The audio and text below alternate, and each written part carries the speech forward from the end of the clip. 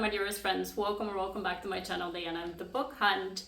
On the day I'm going to post this, it's going to be the 30th of November, which is actually my Booktube anniversary, my channel's Booktube anniversary. On December 30th, 2021 was the date when I first posted my very first video.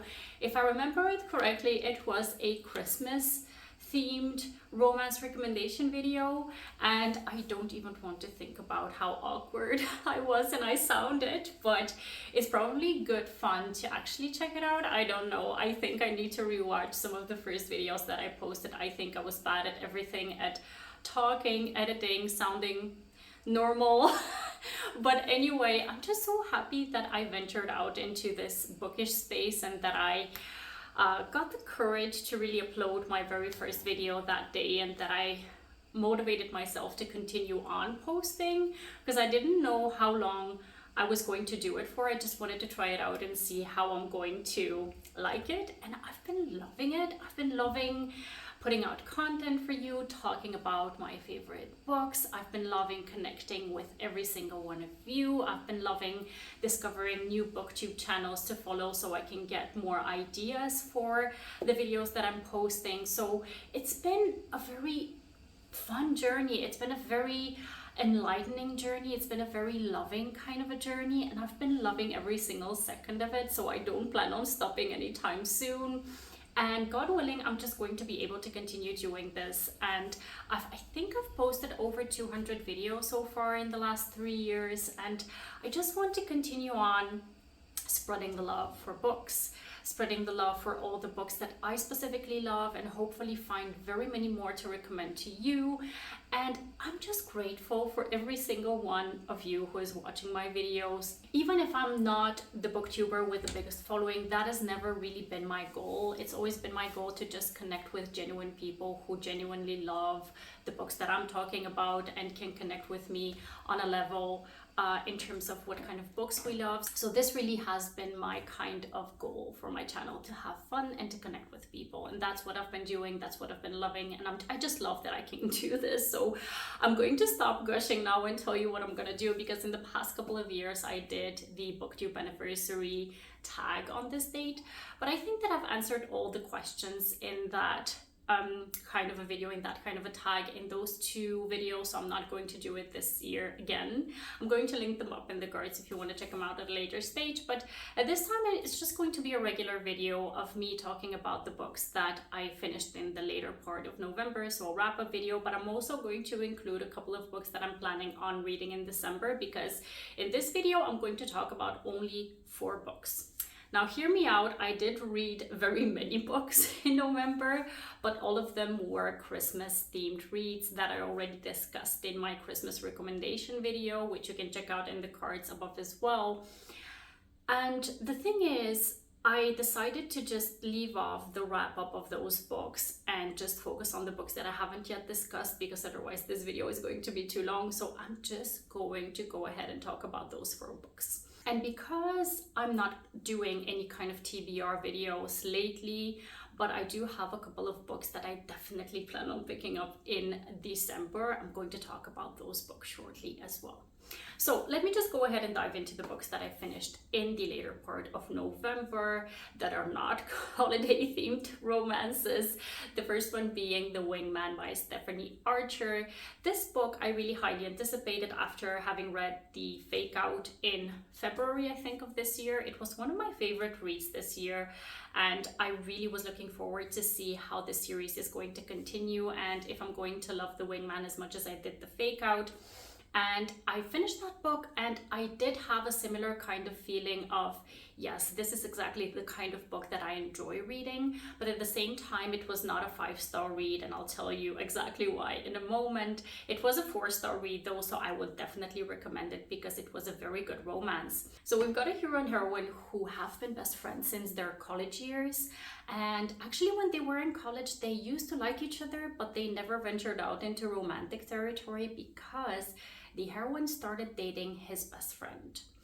And they actually were in a committed relationship for very many years, so 7 or 8 years they were dating, and the heroine started feeling like she was not really being appreciated in her relationship. She was feeling like she was losing her own identity, and she was feeling like she was falling out of love with her partner. So she decided to break it off with her long-term boyfriend, and she needed to start over. And that's where the hero comes in, where he's like, you can come live with me. He's a famous hockey player, so he has this big apartment where she can come live with him and be his roommate. So she decides to move in with him. They have this forced proximity situation. And the thing is, he is the wingman for a reason, because the heroine is wanting to kind of rediscover herself when it comes to dating, because she's been in such a long relationship and she's like, I've missed out on the fun of dating in my 20s. So I kind of want to see whether I can become like this player person to kind of date around and see what's out there. But she feels really awkward because she really hasn't dated, so she enlists the help of the hero to help her out with the live dating scene. So we've got a situation of the hero really likes her. He has liked her for very many years, and he is in a torturous position of having to teach her how to date other people. So I really liked the aspect of it, of the longing, pining for the heroine. And I love the setup of them being best friends already, because they have such a good connection together. But what really was the thing that made me mark it down a star is the fact that the heroine is really, really insecure. And I typically understand that not every heroine can be the badass heroine that everyone wants to see. And there are some people that don't have the confidence from within, especially when they've been in a relationship where they lost their identity. But at the same time, she was naively insecure, and I wanted to see more of her standing up for herself, being more kind of discovering herself on her own terms and not really relying on someone to teach her how to rely on herself.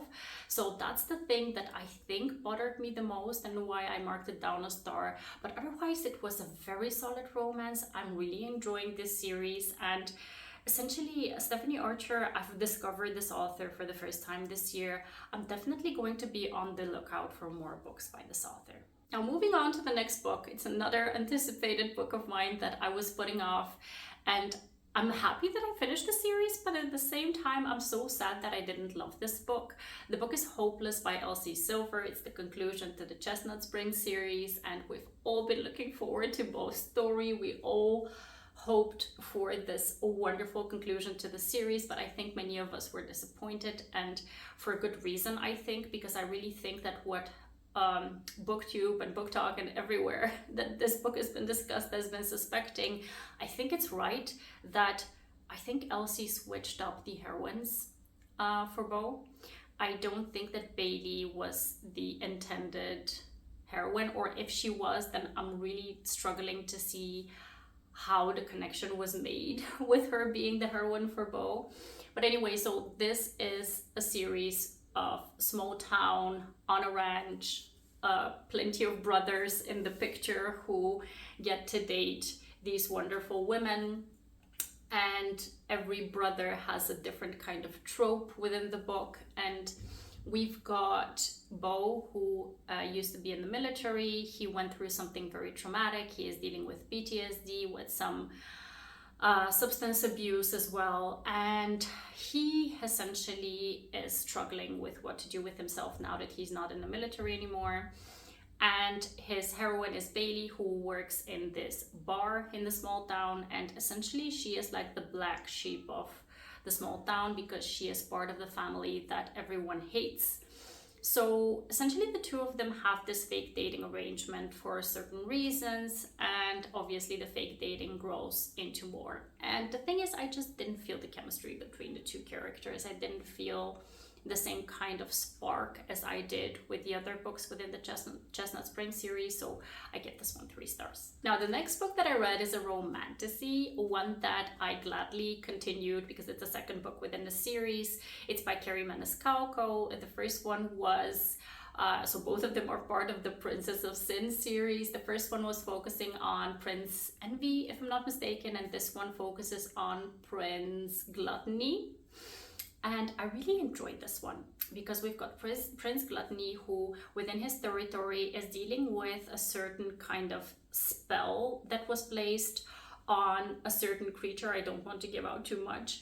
And that creature has kind of gone mad and rogue. And Prince Gluttony doesn't want everyone in his realm to be worried about what is going on. So he creates this ruse by making this competition, or creating this competition where he's going to be looking for a wife. And the thing is, he has been pining for this woman for very many years. She is a reporter, but she hates his guts because of something that happened in their past. So essentially, it's a very, very well crafted and well plotted story. I really highly enjoyed it. Both the kind of competition kind of side to the story, as well as what actually is going on, and the kind of quest that he needs to go on to see how he's going to break this spell. And also the heroine was top notch. She was not taking any crap from the hero, and I really, really love that about the book. So yeah, I've been enjoying this series, and I gave this one 4 stars. Now, hear me out. I'm going to be going on a rant about this one. This is another romantasy that has been hyped this year. At the start of the year, it came out as an independently published book. It's called Fear the Flames by Olivia Rose Darling. And then I think just recently it came out as a trad published book, and it was quite shortened as far as I understood. And the audiobook came out as well as the physical book. And I read the audio for it, and I have to say, I did not love it. I did not love it. Everyone has been loving on this book, and I just don't get it. I don't get it for the life of me why everyone is loving this book, because there's just a lot of things. There's a lot of things. Hear me out. So we've got a heroine who is this princess. She's part of a realm where her mother and father, when she was born, they were absolutely over the moon that she was born. And when she was born, she forged the connection to a couple of dragons. And that's the thing that everyone is loving, right? It's going to be a dragon-centered story. But what happens is, when she is, I think, 4 or 5 years old, her father, the king, he kind of starts to get afraid of the bond that she has to those dragons. He kind of goes mad about it. So he essentially locks her up, locks the dragons up, and essentially he doesn't want her to have this bond. He wants to break the bond between herself and the dragons. Now, our heroine at a certain point escapes, but obviously her dragons remain chained in this kingdom while she goes about her way to find her people, to see how she's going to get her dragons back. So within the story, we've got a very good, yeah, I have to say that there is some good found family aspect to it. But then we've got the hero, who is this captain or general, I don't know what his role is, within another kingdom, and he vows that he's going to help her out on her quest to free the dragons, as long as she participates in taking down the king in that kingdom, so her father, essentially. So they make this pact together, and already from the start we figure out that this guy, he is a simp for her. He is gone for her, and it's very insta-lusty, insta-lovey.